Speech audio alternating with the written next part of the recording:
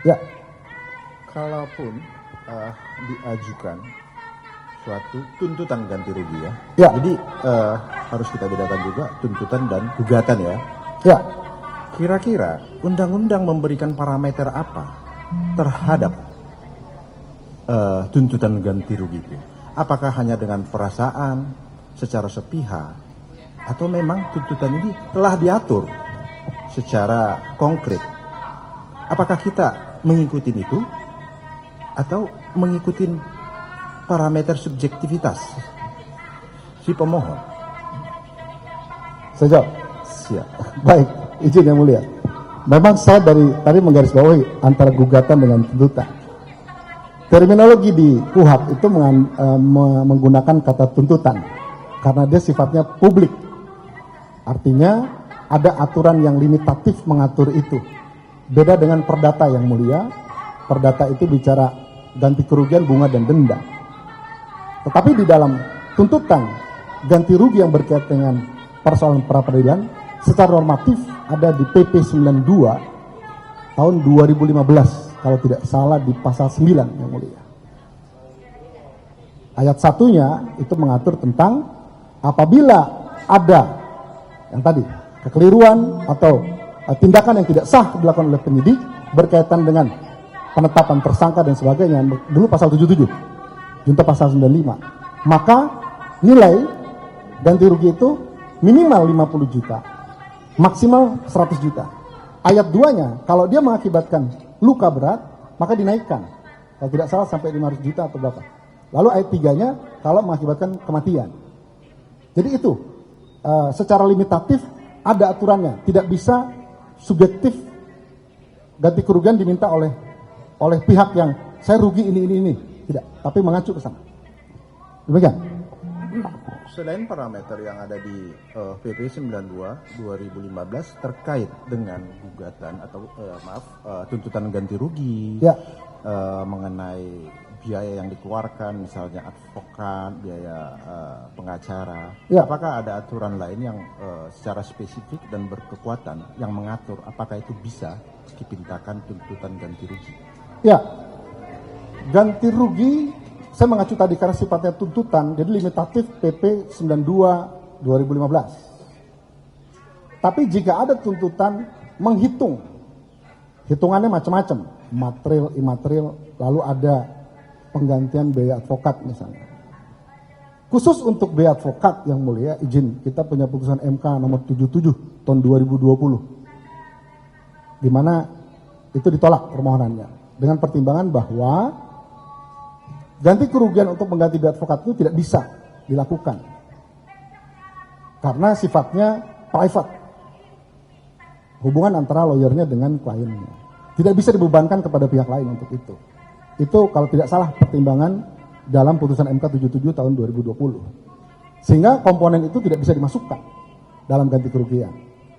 Yang bisa dimasukkan hanya yang bersifat material saja, dan itu bisa dibuktikan secara konkret, secara nyata, tapi berkaitan dengan alasan kenapa kemudian itu dinyatakan salah nahan. Yang tadi saya katakan. Artinya formulanya harus tepat sesuai dengan PP 92. Demikian. Saya mohon penjelasan makna dari pasal 163 atau interpretasi ahli terhadap pasal 163 ayat 1 huruf F. Mohon dijelaskan saudara ahli yang kira-kira bunyinya seperti ini. Dalam hal putusan pra-peradilan menetapkan upaya paksa yang dilakukan oleh penyidik atau penuntut dinyatakan tidak sah. Hal lain yang terkait dengan upaya paksa tersebut agar dilakukan pemulihan dalam jangka waktu paling lama 3 hari setelah putusan pengadilan. Nah itu satu. Yang kedua di ayat 3-nya, isi putusan selain memuat ketentuan sebagaimana dimaksud pada ayat 2 juga memuat hal-hal sebagai berikut. Ayat 3 di huruf B, dalam hal putusan menetapkan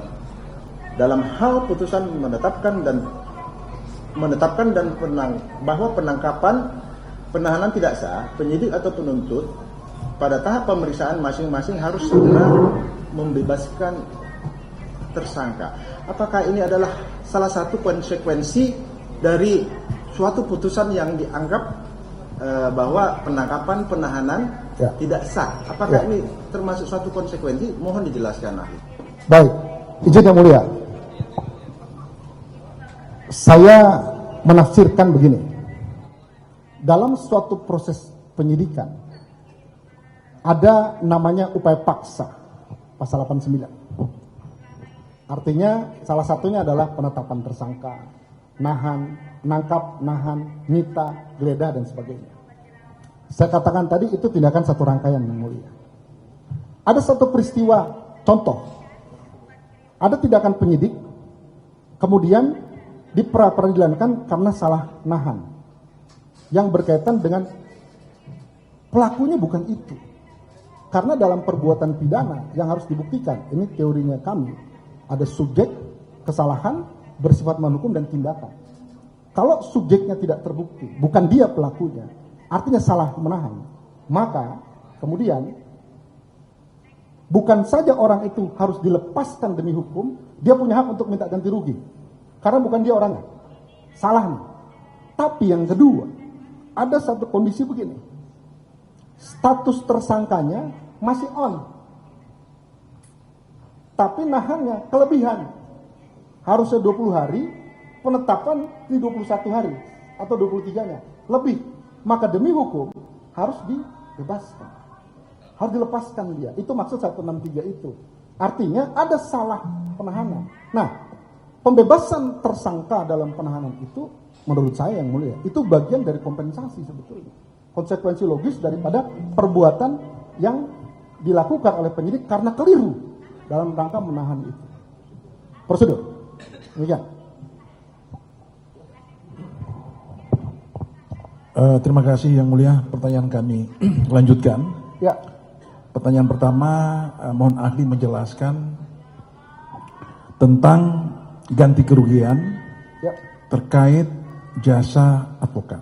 Apakah jasa advokat ini memang diatur, pernah dalam praktek ganti kerugian ini pernah terjadi, atau memang ada batasan tertentu, atau sama sekali tidak menjadi objek atau dasar penghitungan ganti kerugian?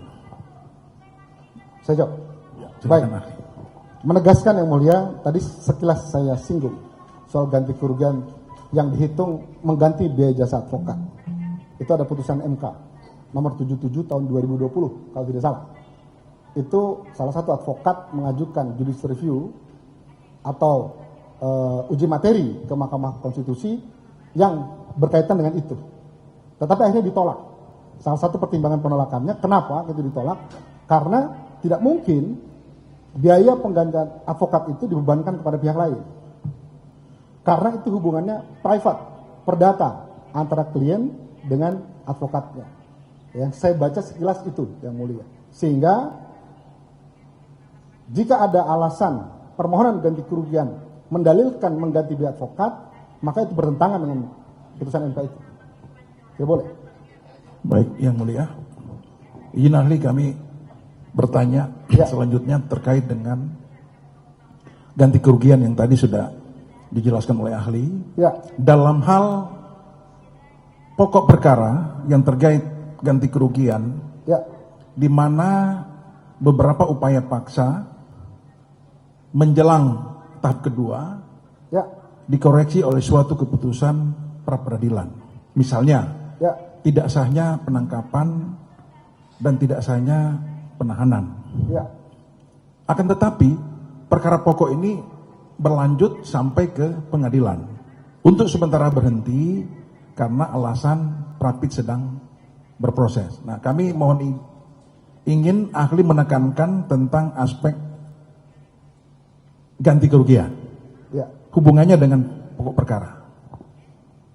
Baik, saya jelaskan yang mulia. Jadi, saya kembali ke tadi penegasan. Kapan penyidik boleh menahan? Oke. Pasal 100 ayat 5 atau tidak salah ada A sampai J kalau nggak salah. Jadi itu ada aturannya, dipanggil 2 kali sebagainya. Tapi ada syarat tambahan. Misalnya pasal 7 dulu huruf J, sekarang huruf O, di Undang-Undang 2025 ada pasal 8. Salah satu yang Bapak tadi sampaikan, bahwa ketika pasal 8 itu misalnya gini, setelah penyidik melimpahkan berkas ke penuntut umum, maka penuntut umum meminta untuk diserahkan barang bukti dan tersangka. Nah, biasanya tindakan penyidik melakukan penahanan supaya tidak terjadi persoalan untuk itu. Sehingga boleh itu dilimpahkan ke kejaksaan dengan status bahwa ini dalam penahanan untuk memudahkan proses kalau istilahnya P21, proses pemeriksaan nanti di persidangan. Itu dibolehkan. Nah, jika terjadi ternyata penahanannya tidak sah, dikaitkan dengan ganti kerugian, ada dua jawaban saya. Yang pertama, tidak serta-merta menghentikan status tersangkanya karena objeknya hanya berkaitan dengan salah penangkapan. Artinya perkara boleh saja dilanjutkan. Yang kedua, konsekuensi hukumnya.